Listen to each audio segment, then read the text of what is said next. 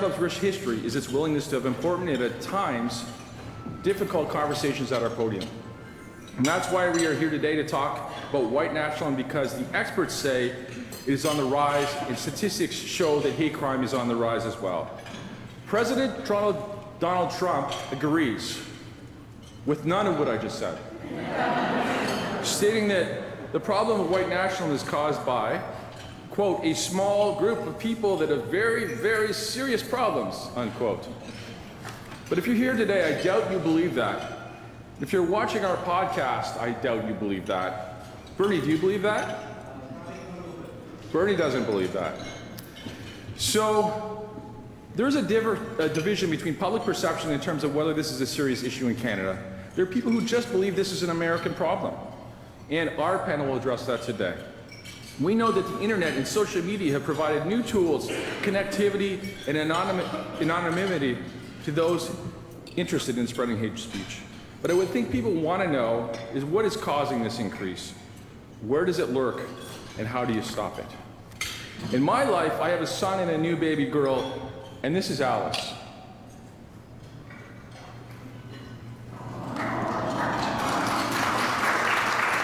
All 6 pounds, 2 ounces of her. She was born just a few weeks ago.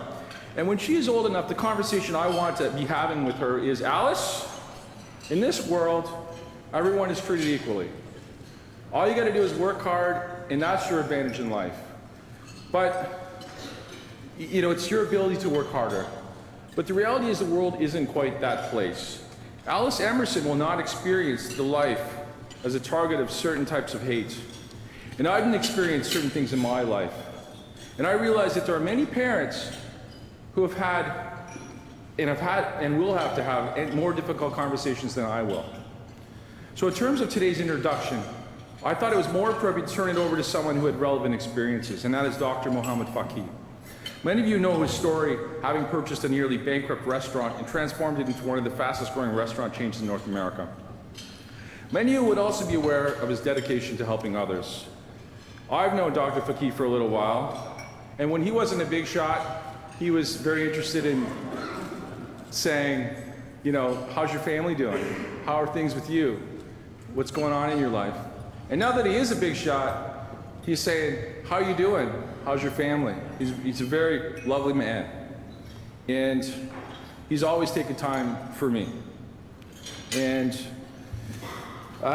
he is a community leader and a citizen, supporting multiple causes and organizations, including the Canadian Cancer Society, Islamic Relief Worldwide, Sick Kids Hospital, Make-A-Wish Foundation, and a whole bunch of others, the UN Refugee Agency in Canada. Both Paramount and Mohammed have donated generously to these charities and other nonprofit organizations. He's also started a nonprofit organization himself called the Faqih Foundation that ensures undeserved communities and at-risk populations are motivated and empowered for entrepreneurship, leadership, diversity, and inclusion. And in the past 3 years, he in the past 3 years after the Canadian government decided to welcome 25,000 Syrian refugees, Dr. Faqih made headlines in the Canadian news when he traveled to Lebanon to visit Islamic relief camps for Syrian refugees to gain a deeper understanding of current relief efforts. He's won a tremendous amount of awards, and if I listed them all, I'd be here all day. The 2014 Ernst & Young Entrepreneur of the Year Award, the Globe and Mail titled Dr. Faqih with one of Toronto's 16 to watch in 2016. He is named the 50 most influential people in 2017 by Toronto Life, and he got an honorary doctorate from Ryerson in 2018. Dr. Faqih represents the very example of what Canada should want new Canadians to be, the very example of that. And yet he has been exposed to racism, Islamophobia, unfair impediments in traveling across borders, and more. I will leave it to him to experience and to describe his experience and to have the honor of introducing today's panel. Please welcome philanthropist, activist, community leader, founder of the Faqih Foundation, and CEO of Paramount Fine Foods, Dr. Mohammed Faqih.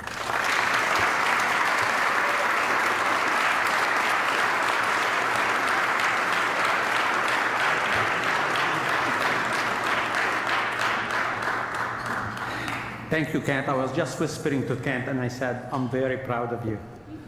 I did. Good afternoon. I feel really honored to be here today. And just like you, I look forward to learning from the impressive people that will be speaking after me on the panel. I'm not an expert. My experience with hate isn't academic, it's personal. I'll tell you about the most prominent example, the one you may have read about it in the news, and some of you may already have heard me talking about it, but I will be talking about it very often, because we need to have more and more conversation like this. Kevin Johnson is a guy who runs a hate speech website, and he made me his favorite target, calling me terrorist, calling me jihadist, making videos outside my restaurants and saying that you are only allowed inside my restaurant if you have raped your wife or someone else's wife so many times.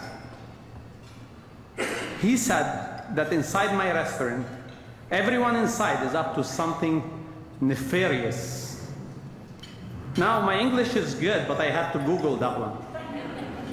I have an accent, but I like it. I want to keep that one too. At first, I'm like, buddy, people are here and they come to me to just buy shawarma, relax. I tried to reason with him, but he would pester me, attack me online, follow me and my children around shopping centers, shouted at me, made my children shake, and my son Adam, 4 years old, wake up 3-4 times at night asking who's that man who hated his dad. Finally, I decided enough. Enough of this. This is Canada, and you shouldn't be able to get away with this in this country. So I sued him for defamation in 2017.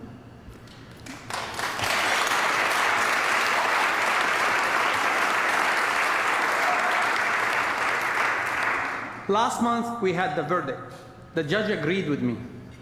She awarded $2.5 million.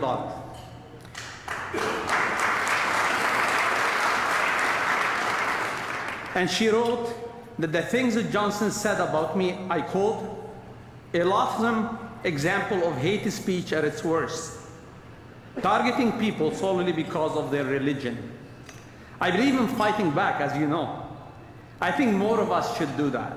The judge, she wrote in her judgment, left unchallenged, hate speech poisons the integrity of our democracy.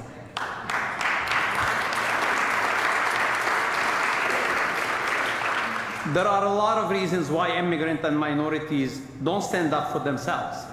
A lot of people call me and tell me, and did call me and say, let it go. You have a lot to lose, and he doesn't have anything to lose. Why do you do it? Why do you get yourself involved? None of them realized that I would have lost myself if I let it go. If I didn't fight back, I would have lost the respect of my family and my children. And most importantly, I wouldn't have realized again and found myself the person I wanted to be.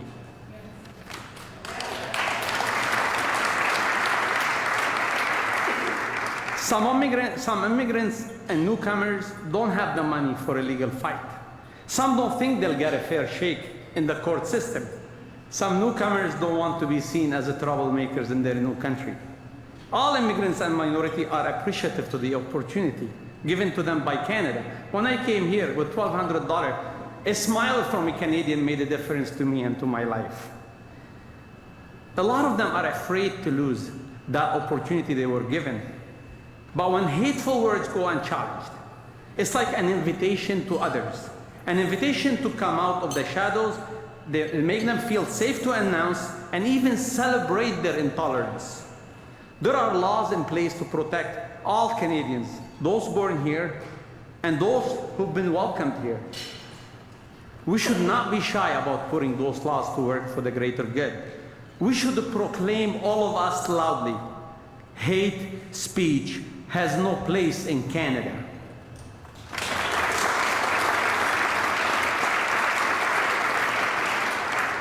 If you speak hateful words, if you engage in hateful actions against anyone, against a Muslim, against a black, against a Jewish, just simply against any Canadian, you will be held accountable, and as per the judge, you will pay $2.5 million. I don't know how much of the judgment I will ever collect. Johnson is not a rich guy, but I will go after him. But no matter how much it is, I will not feed my family with that money. I'm going to use that money to financially support others who seek to protect themselves and our Canadian values against people who engage in hate speech. I would like to use that money to organize more events like this and start a call to action to all of you business leaders, in law firms, quite frankly, all of us together. Talk more about this. Start workshops in all companies and in schools where we actually ask the parents to show up. As well, we should demand more from our political leaders. It's so important to keep up the fight, and I will tell you why. The same day that I got the judgment, I couldn't wait to go back home and wait for my kids at 4 o'clock to arrive with the school bus. I wanted to read the decision to them. I wanted to know that I came through with my promise to them. I promised them that that person that scared them in the mall will pay a price. They were happy for me. My wife was happy, but that same night, that person repeated the video of my children in the mall to upset me and to anger my family. He actually made another video and said worse things about me and my family and about my community and just the fact that I'm Muslim. I acted like it's all good. I was smiling because I didn't want my family to lose that celebration moment that they waited for 2 years. But before I went to bed, I was sitting alone and I realized I only won one battle, but the fight and the war will go on. The fight will go on for all of us Canadians if we do not stand up against hate. Sometimes when I get upset, I go to my computer, I go to YouTube, and I go start listening and reading the speeches of Martin Luther King. To me, King's words are a reminder that it's not enough to remain silent in the condemnation of hate. To win against hate, we're going to need a loud voice and a firm spine. Some want to divide us, but we need to keep this country warm and welcoming. The hate we hear today, it's a challenge to our way of living, but it's also a chance for our country, an opportunity to stand up for what's right and what's good. In the face of intolerance, we can come together. In the face of hate, we can love. And other countries building wall and clothing themselves to the world, we can open our doors wider. We do not often speak of the Canadian dream. Even when I was a kid in Lebanon, everybody spoke about the American dream. We should often speak about the Canadian dream. What should be our Canadian dream? It should be a dream for us all, not only for ourselves. It should recognize that Canada works best when its people work together in community and respect, when we stand together in good times and bad, when we speak together in opposition to hate and those who try to divide us, and when we join together, all of us together. Like today, there is a table where we partner to put half of it Jewish and the other half are Muslim young people to come to listen to this.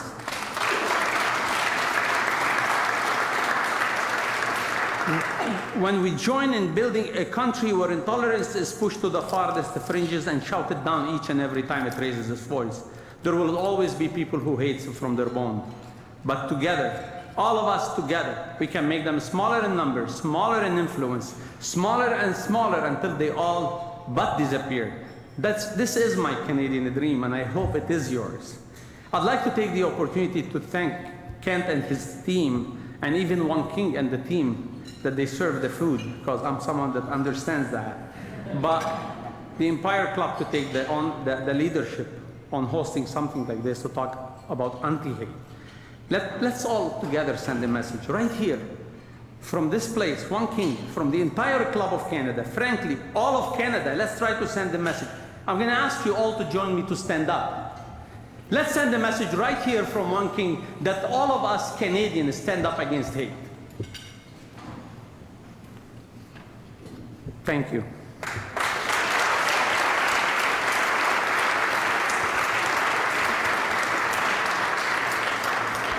Before I introduce the panel, I wanted to say something very, very important to all of you.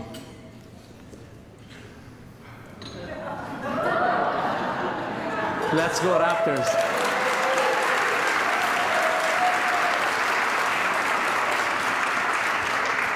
I promise I found it in my car because of my kids.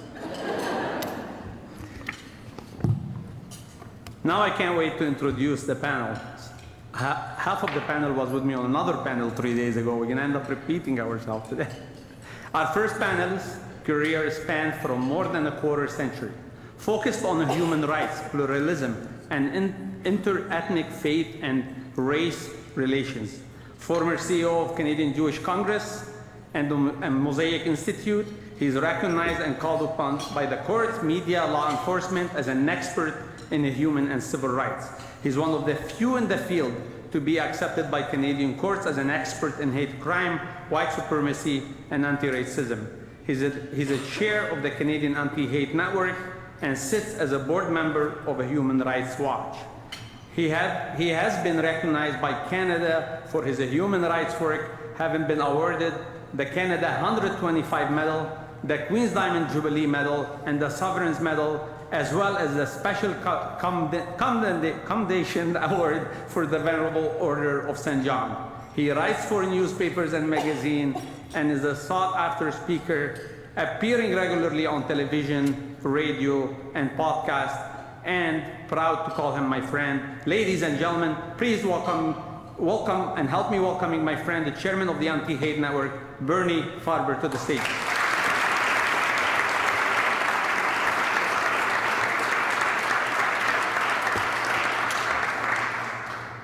Our next guest is a lawyer by profession. Mustafa completed his Juris Doctor at the University of Alberta and Osgoode Hall, and later earned his Master of Law at UC Berkeley in California. He previously served as a senior political staffer to a provincial cabinet minister, in which role he worked on various legislative and policy initiatives. Mustafa was also a visiting scholar at Osgoode Hall Law School, researching countering violent extremism policy in Canada. His book entitled Law, Politics, and Countering Violent Extremism is forthcoming. He's published writer and commentator in various news media and publication on issues related to Canadian Muslims, human rights and civil liberties, and public policy issues including Islamophobia and national security. Ladies and gentlemen, please welcome Mustafa Farooq, the Executive Director of the National Council of Canadian Muslims, to the stage. Thank you.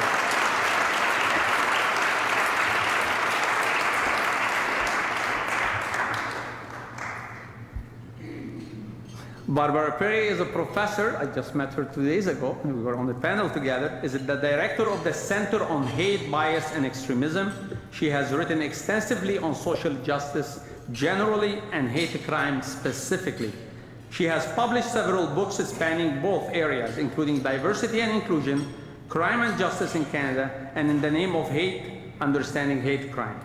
She has also published in the area of Native American victimization and social control. Dr. Perry continues to work in the area of hate crime and has begun to make contribution to the limited scholarship on hate crime in Canada. She's regularly called upon by local, national, and international media as an expert on hate crime and the right-wing extremism. Her community work was recognized in 2018 with the Ontario Leading Women Building Communities Award, and was recognized in 2019 by the City of Oshawa for her volunteerism. Ladies and gentlemen, please welcome Professor in the Faculty of Social Science at the University of Ontario Institute of Technology, Dr. Barbara Perry.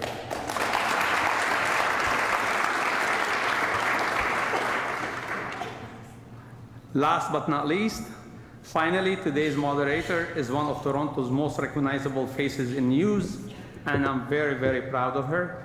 Farah Nasser is an award-winning journalist bringing extensive experience to her role as an anchor on global news at 5:30 and 6. Nasser's status as a trusted journalist with a strong political background, having covered elections at every government level, has earned her the opportunity to moderate key political debates, including the main 2018 Ontario provincial election debate and the only broadcast 2018 Toronto mayoral debate, providing viewers across the GTA much needed clarity for nearly 2 decades She was on the ground reporting during major events, such as the Toronto van attack, the G20 summit in 2010, and Toronto 18 terror trials. Nasser began her career with Rogers TV before accepting a position with Newstalk 1010, where she worked her way up to a reporting role. When not reporting, and I know that for a fact, on the day's headlines of global news, Nasser's always spending her time volunteering in the community. Ladies and gentlemen, please welcome the news anchor for Global News, Farah Nasser. Thank you.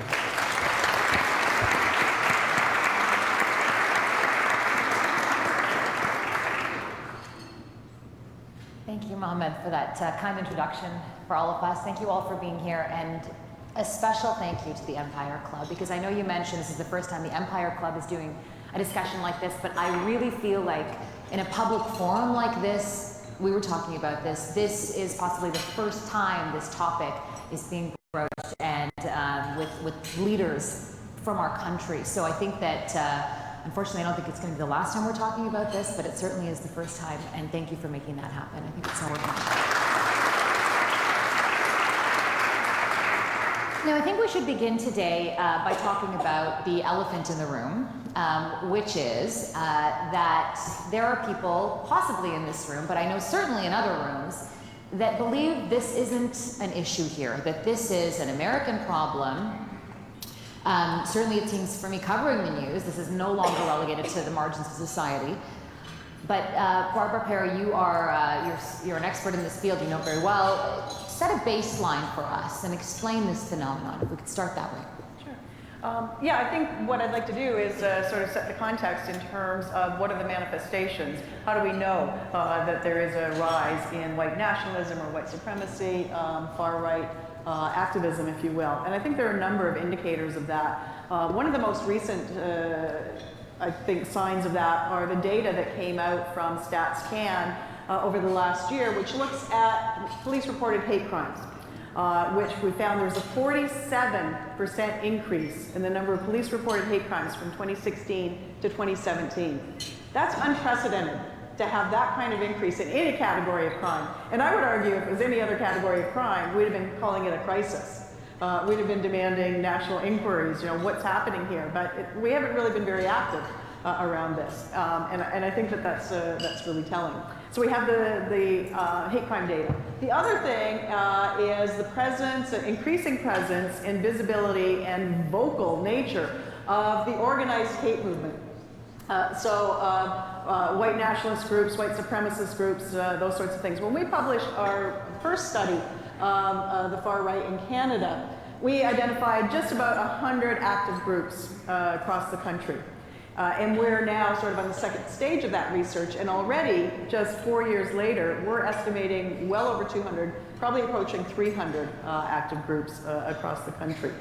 So I think that those two figures together are enough. And maybe the last thing, sort of linking them, is we think about the number of homicides simply in mass murders in the last 4 or 5 years. What do you think? A couple? 3, 4? 19 homicides attributable to some strand of right-wing extremism. Justine Bork killed 3 RCMP officers in Moncton, inspired by his own sort of online radicalization, if you will, reading right-wing websites. We had Alexandre Bizanet, who killed 6 Muslim men at prayer, inspired by Islamophobia, inspired by Donald Trump, Marine Le Pen. And then more recently, of course, Alit Manassian, who took 10 lives in Toronto in his van attack, inspired by misogyny associated with the incel movement, which is part of the far right as well. If these aren't reasons to take seriously the threat, I don't know what more evidence we could possibly share.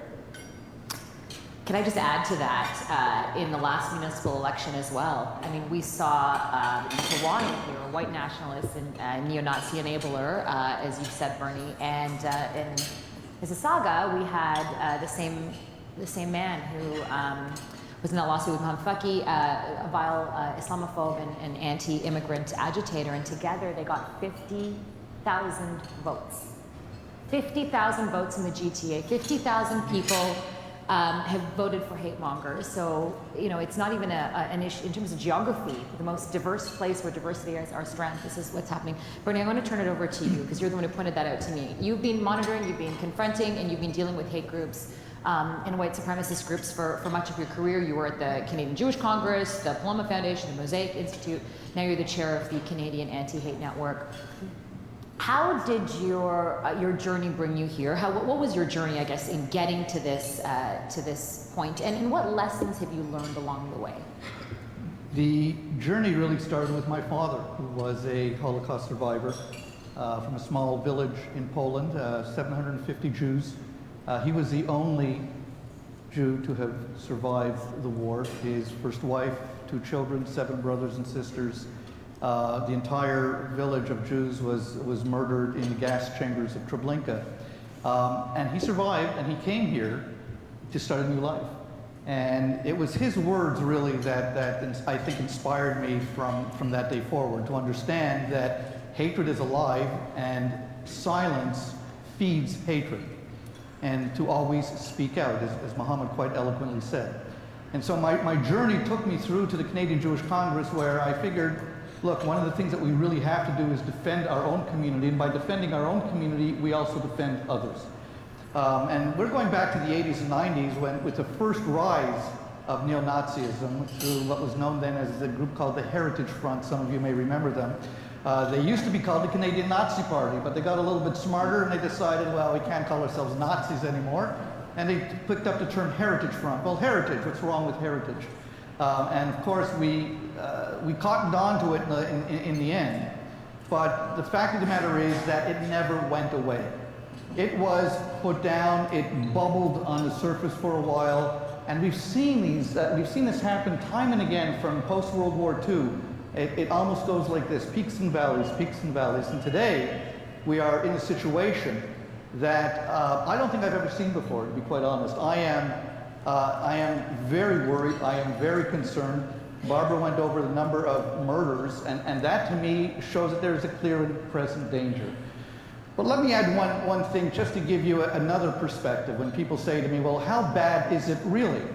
Well, the fact of the matter is that the Canadian Military Intelligence Group came out with a study just a few weeks ago. This was from our own Canadian Armed Forces, in which they identified that between 2013 and 2018, there were 53 active members of neo-Nazi organizations in the Canadian military.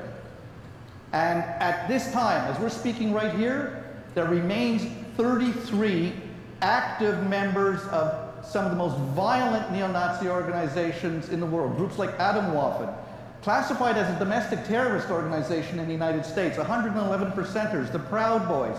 They're serving in the Canadian Armed Forces. They're getting arms training. They're learning how to make bombs. We have implored the Canadian Armed Forces to do something. Get rid of them. Take them out of service. And all we've been faced with is silence. So today, I am calling upon the Defense Minister to take action. Get rid of these 30 before something terrible happens. And I hope you're with me on that, because this is huge and this is important.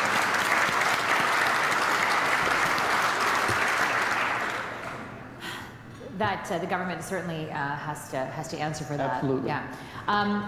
Mustafa, I want to turn it over to you because we talked about Stats Can, Barbara Perry. We have never seen in modern history hate crimes against the Muslim community like we have seen in modern history. And these are reported hate crimes, because most hate crimes, remember, are not even reported. Muslim men, women, children targeted with violence, even death. How did we get to this point, and how do we confront this ugly reality, Mustafa? Well, thank you for your question. I think it's important to note that there's still a large amount, and maybe this is academic within me, there's still a large amount of research that needs to be done to fully account for the rise of the public-facing nature of many of these groups. I think I generally agree with Bernie that this sentiment never went away, but really went underground. To understand how these groups continue to articulate themselves more publicly, to be more active, to organize, to militarize, I think there's a lot more research that's required, and that's something that Dr. Perry has been sort of paving the way forward on. So I think in terms of understanding that, I think we can think about factors like the rise of populist movements to the south and how that's influenced Canadian politics. We can think about a real network of folks who are invested in Islamophobia and other forms of racism and white supremacy across North America and Europe. So there are a number of potential factors. But just to sort of double onto the points raised by Bernie and Barbara already, I think it's so critical to understand that the problem of white supremacy is a problem that's affecting people every single day in their lived realities. And let me put that more precisely. You know, I was on a plane the other day to Quebec, and we got to Edmonton, and we got a call from the Quebec City Mosque, which, as you all know, was the site where the largest attack against any religious minority in Canada took place. During this phone call, we learned that there was an individual who came to the mosque and assaulted one of the mosque goers. While assaulting him, called out, a number of anti-immigrant and Islamophobic sentiments, and asked for everyone to show them their passports. And when we asked the Premier of Quebec to stand up, to stand against a discourse of intolerance, a discourse of division, his response was, what discourse of divide, what discourse of division, and specifically noted that they weren't going to add, necessarily, more police protection for the mosque. Things are fine. And what are we really going to do about racism? It was sort of a shrugging of the shoulders kind of response. And when you have people at the very top sort of shrugging their shoulders in response to this kind of racist, white supremacist violence, that's when things get very concerning for us all across Canada. And it has to be more than lip service, right? Like, let's talk about specifically the tools, and also, do police have the tools that they need? And I'll open up to all three of you. Do police have the tools they need to do their job in enforcement? And also the justice system. I mean, are we doing enough? Are we seeing enough in terms of what we're seeing, cases going through the justice system? We heard Mohammed Faki's, but what's happening in that realm with authorities, Barbara? We have very limited legislative tools with which to counter this sort of hate speech and hate crime, in fact. We don't have a standalone piece of legislation that says this is a hate crime. We have sentencing legislation. So if an assault is found to be motivated by bias or prejudice, there might be an opportunity to enhance sentencing, to enhance the sentence after a finding of guilt. It's invoked very rarely. The only other legislation we have is really propaganda legislation, which is kind of around hate speech, and especially sorts of things like Ward News. But between 2010 and 2017, again, I'm going to ask you to guess. How many cases do you think? Hundreds, dozens, thousands? 37. Keep in mind, the dramatic increase we've been seeing. The legislation is not enforced. In part, that's because of hesitancy on the part of the Crown, because this is a series of offenses that need to go to the Attorney General for permission to lay charges. It's the only offense in the criminal code. Police aren't well trained in investigative techniques, especially in smaller services in smaller cities. Some of the larger cities like Toronto, York Region, for example, they do have trained personnel, they do have hate crime units, but that is not the norm. So police aren't in a strong position. Crowns aren't well trained in building the cases either. So again, we have very few tools. After Section 13 of the Human Rights Code was eliminated, that left us with no even civil remedies for hate speech, the kind of hate speech that Mohammed was talking about. So we're in pretty dire straits in terms of our ability to confront it legally. And let me just follow up a little bit and give you the example.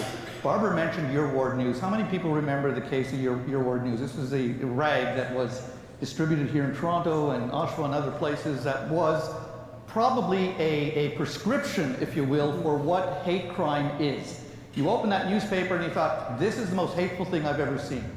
It was reported by me and a couple of other people in 2010 to Toronto police. The case just finished about 3 months ago.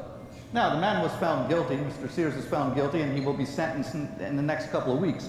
But it took close to 7 years to move from investigation to settlement. I don't think a homicide takes that long. So keep this in mind. There's also a lot of angst over the whole issue of free speech versus hate speech. The Section 319 makes it a criminally indictable offense to knowingly and willfully promote hatred against a group identified by race, creed, color, nationality, sexual orientation. And as Barbara said, in order to lay that charge, there's an extra level of protection in that you need the Attorney General's permission to do so. And so very often these charges are not laid because, quite frankly, police just can't be bothered by that. They don't get it. Now, Barbara kindly said that there were a few metropolitan police forces that still have hate units. The truth of the matter is there used to be many police forces that had hate units right across Canada. They've all been eliminated. What they do now is they assign 2 or 3 individuals within the intelligence unit that when a hate crime comes along, they get to investigate it. So it's not the same as having a specialized group of people who have been specifically trained to deal with this. And now, at a time when the rise in hate crimes is so monumental, but more than that, when it's turned, during my time at Canadian Jewish Congress, we were dealing with swastikas painted on synagogue walls and slogans, terribly written slogans, you know, damn Jews, whatever you want. They were hateful, disgusting words. But today it's moved from hateful, disgusting words to violence and murder. Violence and murder. And 50,000 people in the greater Toronto area thought it was quite all right to put an X beside the name of a neo-Nazi enabler to be mayor of their city. Think about that for a moment. 50,000. Doesn't amount to a hill of beans when you're talking about 2.5 million people in Toronto. But to me, it amounts to a hill of beans. Why? Because it only takes really one person. It just takes one. So of those 50,000 people, how many of them are really active? I don't know. Even if you say 1,000 of them are really active, or 100 are really active. One person in the United States in 1995, Timothy McVeigh, planted a bomb at the Alfred P. Murrah building in Oklahoma City, where 168 people, 19 children, were murdered. One person. Think about that. So many points to pick up on that, but I want to, Barbara, I'm curious from you, because you've studied this, how do words become action? How does that happen? Because, I mean, and we should probably, I wanted to have a bigger conversation, maybe this is the right time to talk about it, is social media. That is such a big part of this, right? We know that Facebook and also YouTube are limiting access to white supremacists, but are they serious about this? And is this actually doable? How do you police that? Yeah, social media is, I think, one of the greatest enablers of the movement right now. And you know, Facebook and YouTube and all of these various forums that they have access to become important points for them to connect, and by connecting, then build and empower themselves within their groups. But it also enables them, so you know, a hate monger in Toronto can now connect with, you know, the stroke of a keyboard with their sort of like-minded others in Birmingham, UK and Birmingham, US, with people in Austria and Australia. And so it also creates this broader national network, so a collective national identity, global identity around white nationalism, white supremacy, that empowers them even more. So the very access to that, it sort of increases their sense of strength and empowerment. It increases their capacity to recruit through just their words, through their music, through their games, through you know, whatever sorts of electronic media that might be associated with them. It also then, I think, affects the communities that are targeted because they're also aware of those narratives. And so I think in some respects, it empowers the groups, it disempowers targeted communities as well. So a very dangerous locus for the concentration. And it is also one of the things that contributes to the violence. I mean, so many of the mass murders that we've seen associated with the far right, Christchurch, for example, Pittsburgh, even in Quebec City, and certainly Manassian in Toronto, all have made reference to what they learned online, the kinds of engagements that they've had online, the narratives that they've adopted from some of these far-right websites. So there is a straight line to be drawn in many cases. Mustafa and then Bernie, what do you want to see social media sites do? So I think we were recently at the Justice Committee, making a number of recommendations around countering online hate. And I think Dr. Perry pointed to how, for example, in Justice Huot's decision on Alexander Bissonnette, in paragraphs 9 through 12 of the decision, the justice talks about how Alexander Bissonnette was, consulting hashtag Muslim ban on Twitter. He was on YouTube. He was on Facebook. So it's not, a particular social media company. This is a wide whole of society approach to combating this online hate issue. In fact, if you go onto various, neo-Nazi websites, you'll find my name, and you probably will find Bernie Farber's name as potential targets. They like us. They like us. Yeah. They like us. We're part of their fan club. So it's important to think about how we're going to combat that from a whole of society perspective. We're specifically calling on the federal government to begin a parliamentary study for how to regulate social media companies. While we recognize that things like the Digital Charter and the Christchurch Declaration are important first steps, they remain aspirational and they haven't yet resulted in real concrete regulation. We're looking for a parliamentary study that will specifically bring together the best minds, folks who are thinking about civil liberties, folks who are thinking about the protection of people who understand the internet, people who understand how complicated this web is, to weigh in and provide concrete recommendations for the government to build really robust but balanced regulation around this. And I also just, before going forward, I also want to note that it's really easy for us to be like, oh, this stuff happens online and it's sort of limited to this sort of online scope. In Alberta, which is obviously my home province, there's a group called the 3%ers, which Dr. Perry has written on extensively. And this group, literally, as we're speaking, they get together and do meetings and do live ammo trainings for practicing going into mosques with, semi-automatic rifles. They prepare bombs. They, get together and talk about their hatred of Muslims. Their chapter president said that the only good Muslim is a dead Muslim.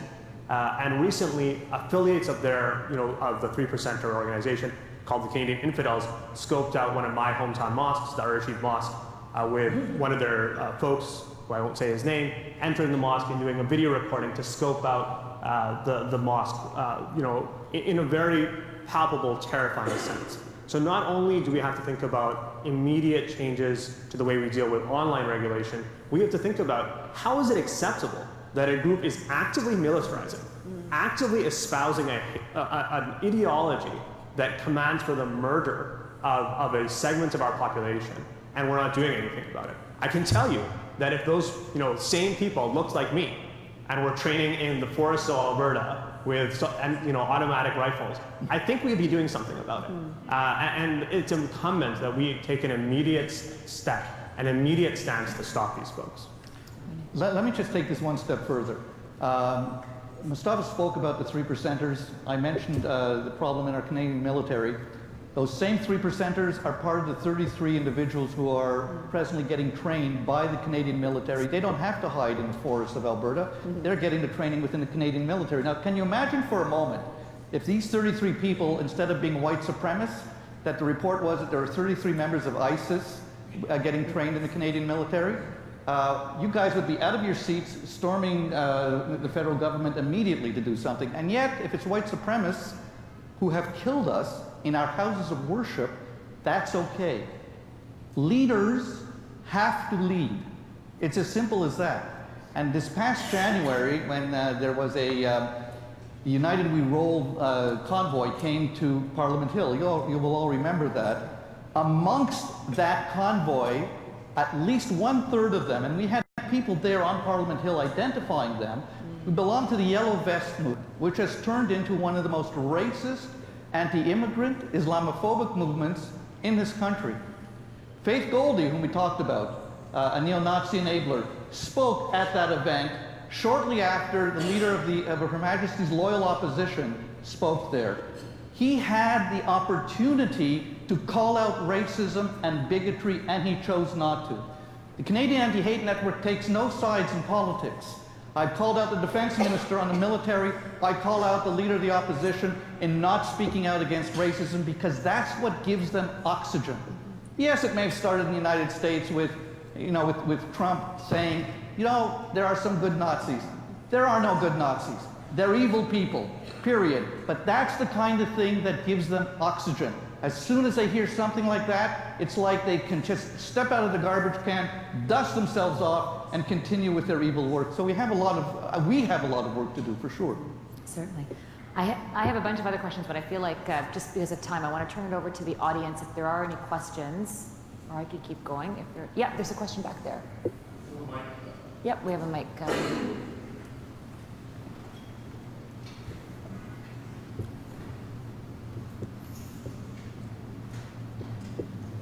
In America, there's a well-known phrase, make America great again.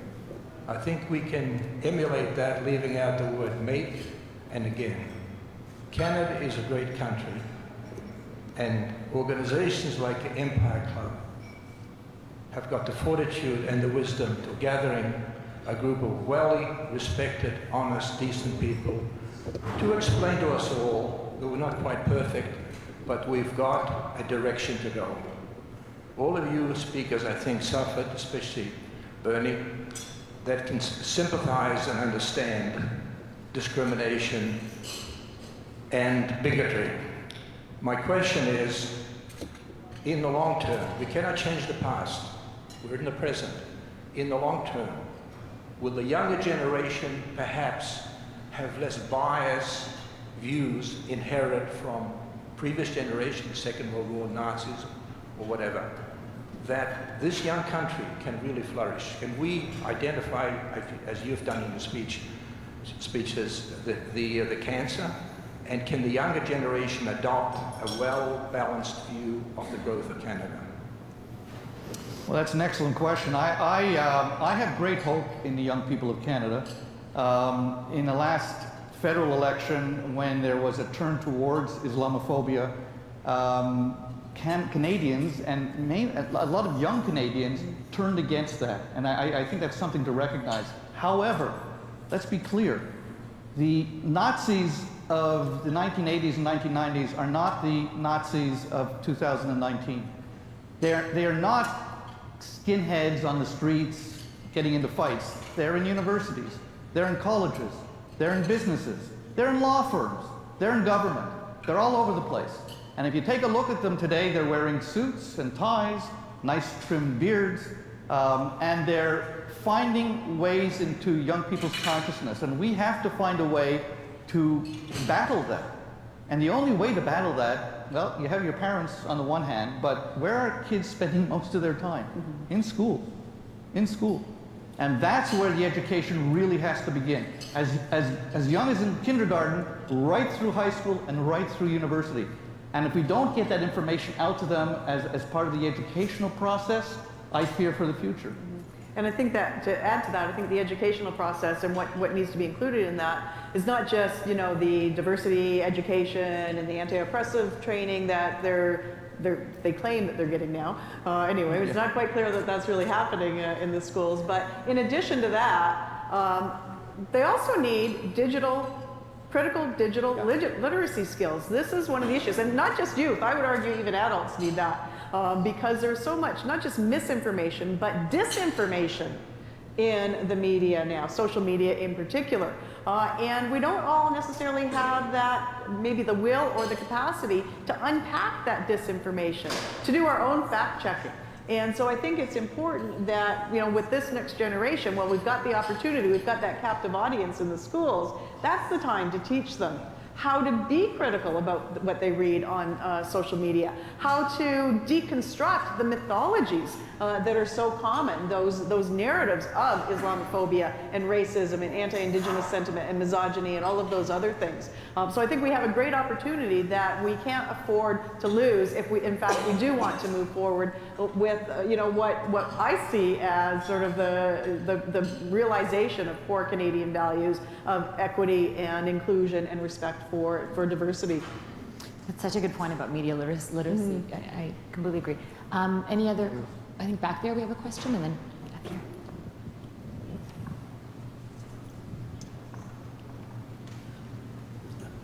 Hi, my name is Chai Palaver. I have varied experiences in this regard, starting with in 80s. I was at a function at University of Toronto, and the function was attacked, but I was also involved in that. We were attacked by a group called Western Guard. I think Bernie failed to mention them, but they were quite active in those days. And that happened. Anyway, that's a long story. I will not get into it too far. And it's an old story also. But recently, perhaps, new face of Western Guard has appeared in Washington called Trump. And in my opinion, his Make America Great Again has received my response in this cat, if you can read it. No, we can't read it. What It does says, say? make our planet green again. We have a better challenge now to challenge the existential crisis that we face in terms of climate change and nuclear age. And yes, these are problems, but they are not existential problems. Not that I'm trying to belittle it. They are existential on an individual basis maybe, Right. but as a community at large, perhaps not.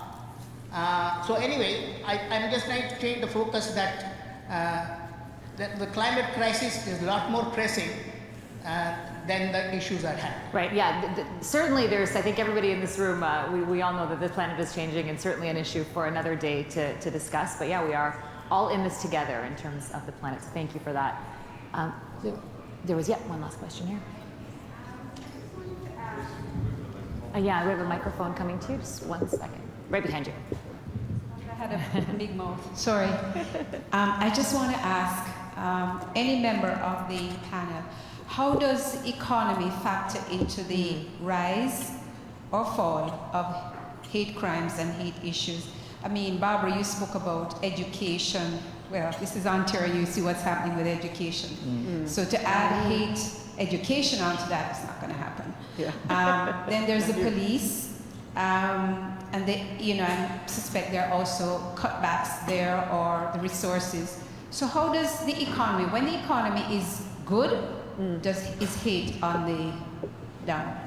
Such a good question. It's a really good question. And I think one of the things, so Canada's come, I'm glad to say Canada came very late to this game relative to our European counterparts and even American counterparts, where the rise of the right has preceded us probably by a decade, at least a decade in Europe, because of the financial crises, subsequent crises in Europe. I think we were buffered because we didn't suffer quite the same troughs and valleys as other parts of the West. And so I think we've sort of been privileged by that. But we'll look at the Yellow Vesters movement, for example. I mean, when they began, and it's really a shame what's happened to them, because when they began, it was really grounded in authentic concerns about economic insecurity, and especially in the energy sector and the oil industry in Alberta. And so, economic uncertainty can play a role. And that's been since, as you suggested, has been sort of hijacked and co-opted by the far right, because it's a great legitimate set of concerns to then graft on the racism as a means of scapegoating. Who's responsible for all of those problems? It's multiculturalism policies, it's globalization, it's all of those bugaboos associated with the far right narratives. So economic cycles can have an impact. Mustafa.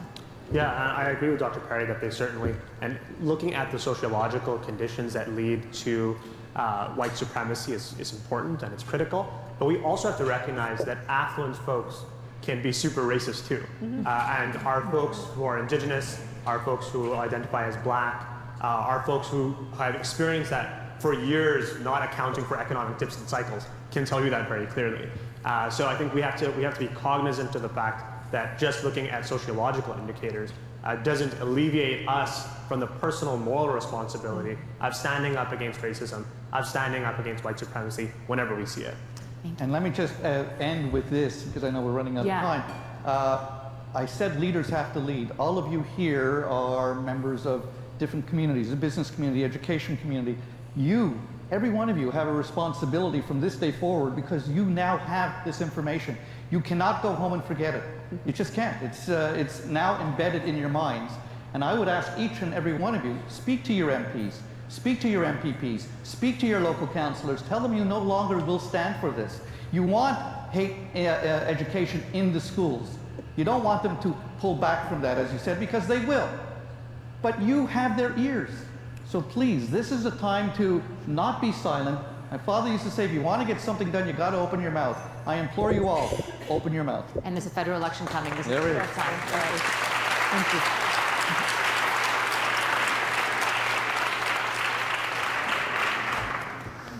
To deliver the appreciation remarks today, we have our board member of the Empire Club of Canada, MJ Perry.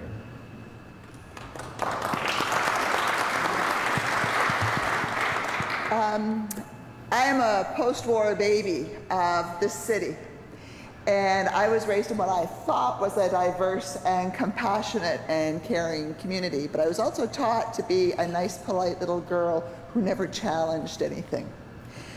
I want to thank all of you, Dr. Faki, for sharing your story, Ms. Nasser, Mr. Faber, Mr. Farah, and Dr. Perry, for showing us that it's okay to be a little rude sometimes when it's courageous, and to point out those things that we need to change. Thank you for being patient with us to tell us how, and thank you for giving us ideas to go forward and do. And I'd like to quote Mr. Faki when he said, "Hate speech destroys the integrity of our democracy." Thank you all.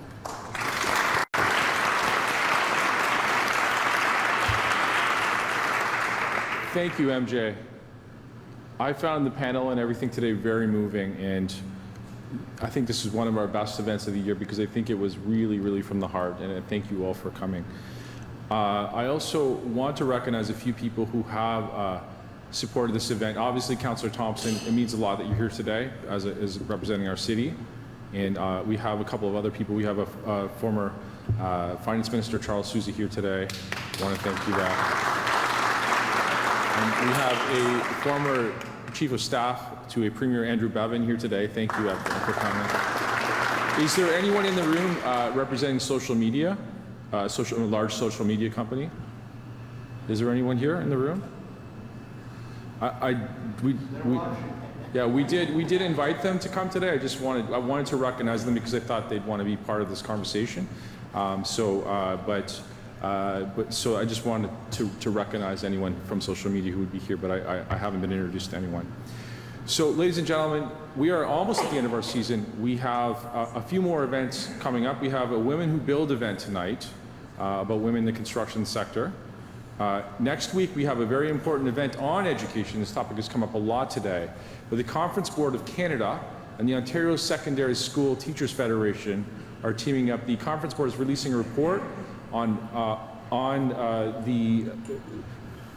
how investing in education contributes to the economy next week, and that will be a big deal, and it will make a lot of news. So it's next Wednesday lunch, and then we have the federal health minister coming the following week to talk about palliative care. So a couple more events here for the rest of the season. By the end of the season, we would have had 39 events since September. So we're very proud of this season at the Empire Club. Ladies and gentlemen, thank you for coming. Meeting adjourned. Thank you. You were great. Thank you all.